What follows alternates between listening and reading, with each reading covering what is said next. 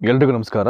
This videos belongs to private aided high school recruitment. ತುಂಬ ಜನ ಕೇಳ್ತಾ ಇದ್ರು ಈ ಅನುದಾನಿತ ಪ್ರೌಢಶಾಲೆಯ ಶಿಕ್ಷಕರ ನೇಮಕಾತಿ ಬಗ್ಗೆ. ಅಂದರೆ ಖಾಸಗಿ ಅನುದಾನಿತ ಪ್ರೌಢಶಾಲೆಗಳಲ್ಲಿ ಏನು ಅಲ್ಲಿ ಕಾಲಿರ್ತಕ್ಕಂಥ ಕೆಲವೊಂದು ಹುದ್ದೆಗಳನ್ನು ಭರ್ತಿ ಮಾಡಬೇಕು ಅಂತ ಏನೀಗ ಗೌರ್ಮೆಂಟ್ ಪ್ರಕ್ರಿಯೆಯನ್ನು ಮಾಡ್ತಾ ಇದೆ, ಅದರ ಪ್ರಾಸೆಸ್ ಎಲ್ಲಿವರೆಗೆ ಬಂದಿದೆ, ಏನು ಕತೆ, ಅದಕ್ಕೆ ಸಂಬಂಧಪಟ್ಟ ಹಾಗೆ ಮಾಹಿತಿ ಕೊಡಿ ಅಂತಕ್ಕಂಥ ಒಂದಷ್ಟು ಕಮೆಂಟ್ಸು ನಾನು ನೋಡ್ತಾ ಇದ್ದೆ. ಅಪ್ಡೇಟ್ಸ್ ಬರ್ತಾ ಇದೆ. ಈಗ ನಾನು ಹೇಳ್ತಾ ಇದ್ದೀನಿ ನಿಮಗೆ, ನೋಡಿ ಮಾರ್ಚ್ 2 ಅಂತ ಇದೆ. ಇಟ್ ಈಸ್ ಲೇಟೆಸ್ಟ್ ಅಪ್ಡೇಟ್ ಇದು. ಪ್ರೌಢಶಾಲೆಗಳಲ್ಲಿ ತೆರವಾದ ಹುದ್ದೆ ಭರ್ತಿಗೆ ಒಪ್ಪಿಗೆ ಅಂತ ಇದೆ. ಏನು ಮಾರ್ಗಸೂಚಿಯನ್ನು ಹೇಳಿದ್ದಾರೆ, ಯಾವ ಥರ ಕಾಲ್ಫರ್ ಮಾಡಬೇಕು, ಅದರ ರಿಕ್ರೂಟ್ಮೆಂಟ್ ಪ್ರಾಸೆಸ್ ಹೇಗೆ. ಏಕೆಂದರೆ ಇದು ಪ್ರೈವೇಟ್ ಎಡೆಡ್ ಹೈಸ್ಕೂಲ್ ರಿಕ್ರೂಟ್ಮೆಂಟ್ ಅಂದರೆ ಅದಕ್ಕೆ ಆದಂಥ ಬೇರೆ ರೀತಿಯ ಪ್ರಕ್ರಿಯೆಗಳು ಬರುತ್ತೆ. ಈಗ ರೆಗ್ಯುಲರ್ ಗೌರ್ಮೆಂಟ್ ರಿಕ್ರೂಟ್ಮೆಂಟ್ ಬೇರೆ ಅದು. ಇದು ಒಂದಷ್ಟು ಚೇಂಜಸ್ ಇರುತ್ತೆ. ನೋಡೋಣ ಏನಿದೆ ಇಲ್ಲಿ ಒಂದಷ್ಟು ವಿಷಯಗಳು ಅಂತ.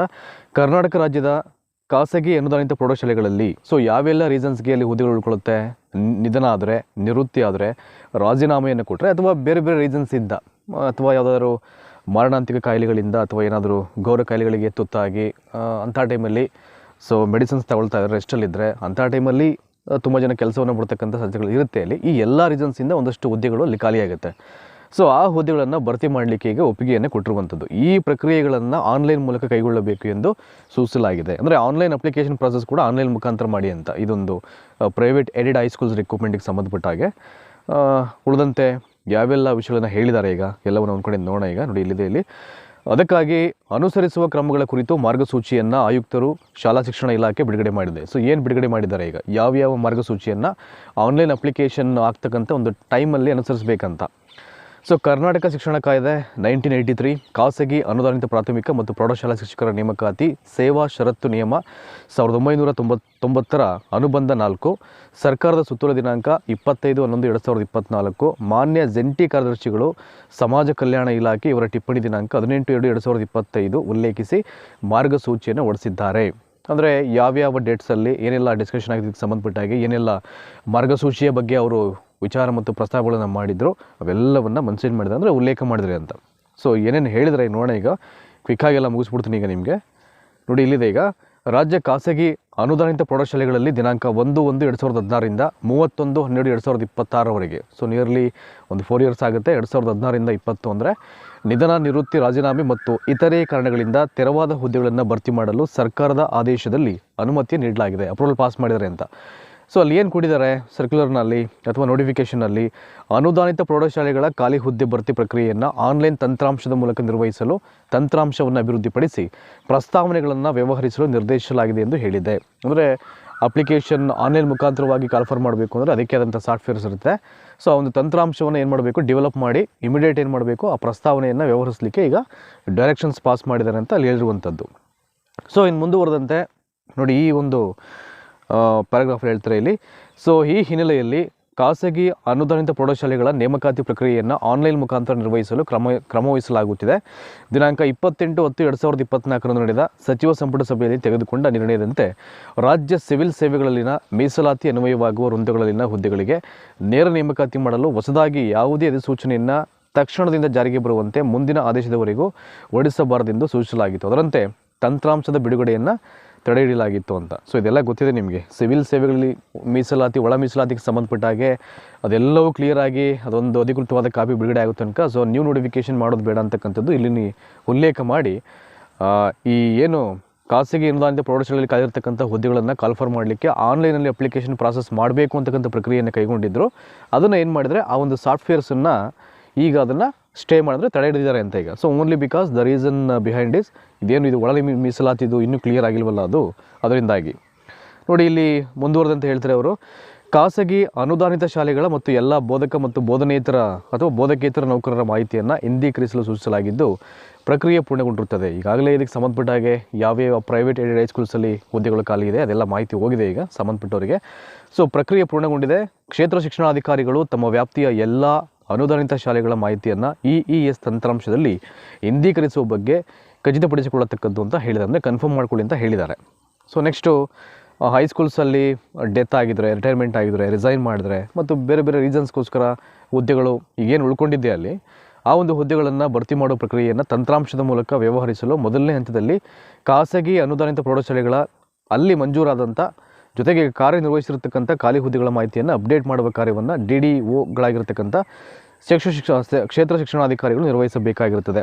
ಇವ್ರು ಮಾಡಬೇಕದನ್ನು. ಸೊ ಪ್ರತಿಯೊಂದು ತಾಲೂಕಿನ ಬಿ ಯುಗಳಿಗೆ ಈ ಒಂದು ರೆಸ್ಪಾನ್ಸಿಬಿಲಿಟಿಯನ್ನು ಅವ್ರು ಕೊಟ್ಟಿದ್ದಾರೆ. ಈಗ ಅಲ್ಲಿ ಎಲ್ಲೆಲ್ಲಿ ಫಸ್ಟ್ ಸ್ಟೇಜಲ್ಲಿ ಖಾಸಗಿ ಅನುದಾನಿತ ಪ್ರೌಢಶಾಲೆಗಳಲ್ಲಿ ಮಂಜೂರಾದಂಥ ಈಗಾಗಲೇ ವರ್ಕ್ ಮಾಡ್ತಾ ಇರತಕ್ಕಂಥ ಖಾಲಿ ಹುದ್ದೆಗಳ ಮಾಹಿತಿಯನ್ನು ನೀವು ಅಪ್ಡೇಟ್ ಮಾಡಿ ಅಂತ.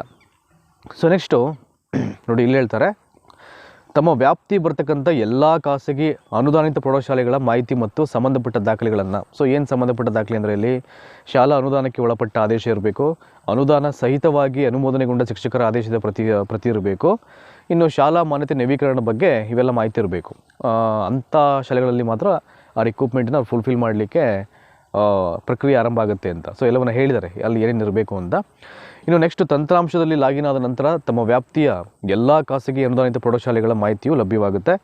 ಯಾವುದೇ ಶಾಲೆಯ ಮಾಹಿತಿ ಇಲ್ಲದಿರುವುದು ಕಂಡುಬಂದಲ್ಲಿ STS ತಂತ್ರಾಂಶದಲ್ಲಿ ಸದರಿ ಶಾಲೆಯ ಮಾಹಿತಿಯನ್ನು ಪರಿಶೀಲಿಸಿ ಇಂದೀಕರಿಸುವುದು ಅಂತ ಹೇಳಿದ್ದಾರೆ. ಇನ್ ಕೇಸ್ ಯಾವುದಾದ್ರೂ ಮಾಹಿತಿ ಕೊರತೆ ಇದ್ದರೆ ಅದನ್ನು ಇಮಿಡಿಯೇಟು STS ಒಂದು ಸಾಫ್ಟ್ವೇರ್ನಲ್ಲಿ ಯಾವ ಶಾಲೆಯ ಮಾಹಿತಿ ಇಲ್ವೋ ಅದನ್ನು ವೆರಿಫೈಡ್ ಮಾಡಲಿಕ್ಕೆ ನೀವು ಇಂದೀಕರಿಸಬೇಕು ಅಂತ ಹೇಳಿರುವಂಥದ್ದು ಇಲ್ಲಿ.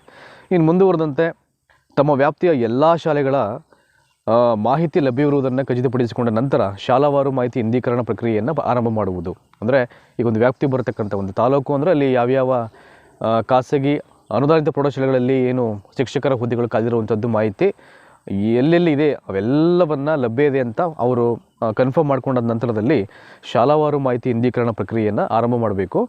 ಪ್ರತಿ ಮಂಜೂರಾದ ಹುದ್ದೆಯ ವಿಷಯ ಮತ್ತು ಮಾಧ್ಯಮಕ್ಕೆ ಅನುಸಾರವಾಗಿ ಡ್ರಾಪ್ ಡೌನ್ನಲ್ಲಿ ಆಯ್ಕೆ ಮಾಡುವುದು ಅಂತ ಹೇಳಿದ್ದಾರೆ. ಈಗ ಸಬ್ಜೆಕ್ಟ್ ವೈಸಲ್ಲಿ ಸೆಲೆಕ್ಟ್ ಮಾಡಬೇಕು ಅಂತ ಹೇಳಿರುವಂಥದ್ದು.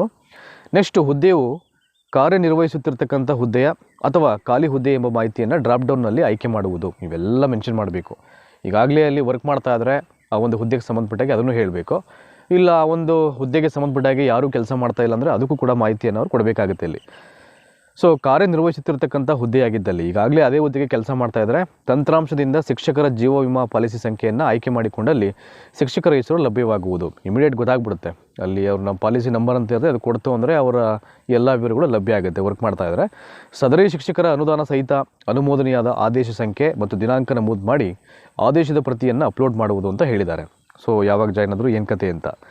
ಖಾಲಿ ಹುದ್ದೆಯಾಗಿದ್ದಲ್ಲಿ ಏನು ಮಾಡಬೇಕು ಅಂತ. ಖಾಲಿ ಹುದ್ದೆಯಾಗಿದ್ದಲ್ಲಿ ಖಾಲಿ ಹುದ್ದೆಗೆ ಉದ್ಭವವಾದ ಕಾರಣಕ್ಕೆ ಸಂಬಂಧಿಸಿದ ದಾಖಲೆಗಳನ್ನು ಅಪ್ಲೋಡ್ ಮಾಡಿ ಖಾಲಿ ಹುದ್ದೆ ಉದ್ಭವವಾದ ದಿನಾಂಕವನ್ನು ನಮೂದಿಸುವುದು ಮತ್ತು ಕಾರಣವನ್ನು ನಿಗದಿತ ಟೆಕ್ಸ್ಟ್ ಬಾಕ್ಸ್ನಲ್ಲಿ ನಮೂದು ಮಾಡ್ಬೋದು. ನೋಡಿ, ಅಲ್ಲಿ ಇನ್ ಕೇಸ್ ಎಲ್ಲಾದರೂ ಖಾಲಿ ಹುದ್ದೆ ಇದ್ದರೆ ಆ ಖಾಲಿ ಹುದ್ದೆ ಏನಕ್ಕೆ ಉದ್ಭವ ಆಯಿತು, ಏನು ರೀಸನ್ನು ಅದನ್ನು ಕೊಡಬೇಕಾಗತ್ತೆ.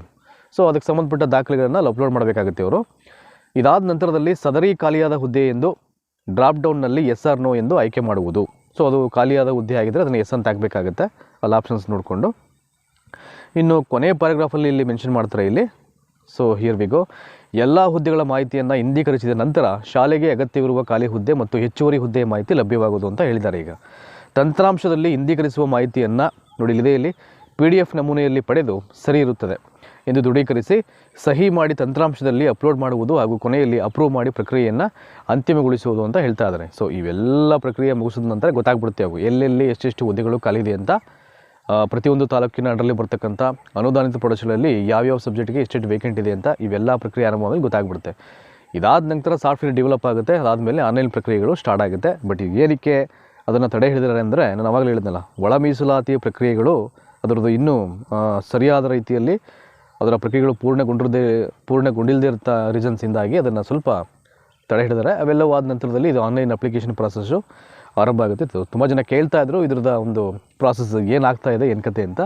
ಸೊ ಏನು ಮಾಹಿತಿ ಇದೆ ಅದನ್ನು ಇಟ್ಕೊಂಡು ನಿಮಗೆ ಈಗ ಇನ್ಫಾರ್ಮೇಷನ್ಸ್ ಕೊಟ್ಟಿದ್ದೀನಿ. ನೋಡೋಣ ಇದು ಮುಂದುವರೆದಂತೆ ಇನ್ ಕೇಸ್ ಮುಂದಿನ ದಿನಗಳಲ್ಲಿ ಏನಾದರೂ ಇದಕ್ಕೆ ಪೂರಕವಾದಂಥ ಅಪ್ಡೇಟ್ಸ್ ಬಂದರೆ ಅದ್ರ ಬಗ್ಗೆ ಕೂಡ ನಿಮಗೆ ಮಾಹಿತಿ ಕೊಡೋ ಪ್ರಯತ್ನ ಮಾಡ್ತೀನಿ. ಸೊ ಧನ್ಯವಾದ ಈ ವಿಡಿಯೋನ ವಾಚ್ ಮಾಡೋದಕ್ಕೆ.